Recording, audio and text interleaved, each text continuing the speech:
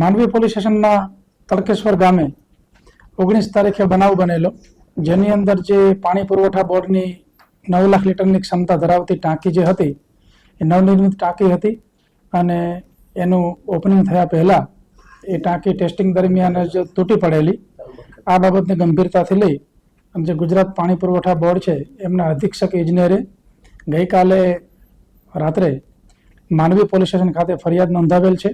આ ગુનાની ગંભીરતાને ધ્યાને રાખી અને તાત્કાલિક અમે અલગ અલગ ટીમો બનાવી અને આ ગુનાની અંદર જે અલગ અલગ આરોપીઓ છે એ તમામને પકડવા માટે ટીમો સક્રિય કરેલી. એ ટેન્ડર જે કંપનીને લાગેલું હતું એ Jayanti super contractors private limited Mehsana અને એની સાથે જોઈન્ટ વેન્ચર તરીકે બાબુલાલ અંબાલાલ પેઢી જે છે આ બંનેને જોઈન્ટ વેન્ચર તરીકે ટેન્ડર મળેલું અને ટેન્ડરની જે શરતો હોય, બોલીઓ હોય અને એના જે ટેકનિકલ સ્પેસિફિકેશન હોય એ મુજબ જે તે કંપનીએ કામ કરવાનું હોય છે, જે મુજબ કામ થયેલ નથી.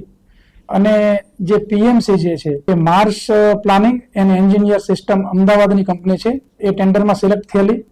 એ કંપનીનું કામ એ છે કે એ કંપનીએ જે ડિઝાઇન મુજબ, ડ્રોઈંગ મુજબ, ટેકનિકલ સ્પેસિફિકેશન મુજબ અને જે માલ સામાનની ગુણવત્તા જે ટેન્ડરમાં નિયત થયેલી હોય એ ગુણવત્તા મુજબનો માલ સામાન વપરાયેલ છે કે કેમ એનું સમયાંતરે સાઇટ ઉપર જઈ ચેકિંગ કરી અને એને પ્રમાણિત કરવાનું હોય છે અને એ પાણી પુરવઠા વિભાગને આપવાનું હોય છે.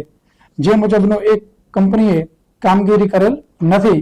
આ તમામ પ્રકારની જે બાબતો છે એવા ગુનાહિત કૃત્ય કરેલ છે અને આ ગુનો દાખલ કરવામાં આવ્યો છે.